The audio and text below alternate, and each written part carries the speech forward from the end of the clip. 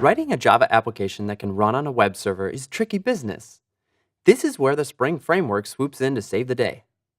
In the last stage, I mentioned that crafting a response to a browser request to the web server would be the job of our application, and it is this very application that we'll be talking about and creating. That is, we'll be using the Spring framework to write the Java code necessary to respond to requests that come to GitLib. The entire Spring framework consists of many different components, some of which we won't be using in this course. And what is a component exactly? A component is simply a set of related functionality that, in the case of Spring, resides in a jar file of its own. With that said, let's take a look at the components that we'll be using and see how they'll help us accomplish the task of writing a web application. The core component contains lots of the gears that turn the Spring engine. Most of the classes you won't directly use, even though it's all being used by other pieces of the Spring framework. The beans component is the part of the Spring framework that allows any Java object to be created and used in what's called the servlet container, which is the container of your entire running application on the web server. You want to use all that object-oriented business you've learned in previous Treehouse courses, right? Well, the beans component will load your objects in a way that makes them usable and even reusable while your application is up and running on the web server. Those objects are called beans. All right, cool beans.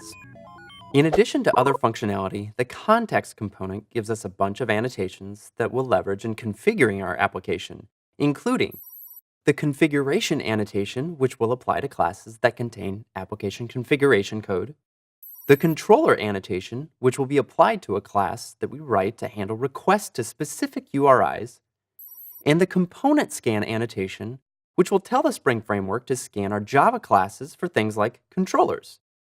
SPEL stands for Spring Expression Language, and is a language that we'll put to use in our HTML templates that will allow us to iterate over, perform operations with, and format Java data for display. AOP stands for Aspect-Oriented Programming. This component allows us to cleanly apply functionality to many or all parts of our web application, such as adding a security check to verify that a user is logged in before performing certain tasks like uploading new GIFs or marking and unmarking GIFs as favorites. Now, on to the web container, starting with the servlet component. If you remember, in the first stage, we used Gradle to download the Spring WebMVC library.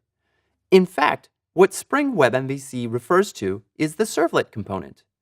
It is this component that contains a key player in the functioning of our web application. What is this key player? It's called a dispatcher servlet. Think of the dispatcher servlet as our application's usher, who is there to receive requests from the web server and usher or dispatch them according to our configuration and code. When our code is done processing the request, the dispatcher servlet ushers the response to the door, handing it back to the web server to send it back to the client. Finally, there's the web component, from which we'll get the ability to capture a request to a specific resource and take action accordingly. For example, in our GitLib application, a visitor might click on a navigation link for categories, the URI for which we could capture, then respond with the page that shows them all the categories. Or, from the home page, they could click on a specific GIF, the URI for which we could capture, and then respond with a page that shows all the details for that GIF, including the date uploaded and a shareable URL. Woo! That's a lot of information. I realize at this point that discussing the organization of this powerful framework might seem a bit abstract and confusing now. Don't worry. We'll continue to revisit these components as we use each of them. And, kind of like your favorite coding books or bookmarked websites, feel free to come back to this video and rewatch.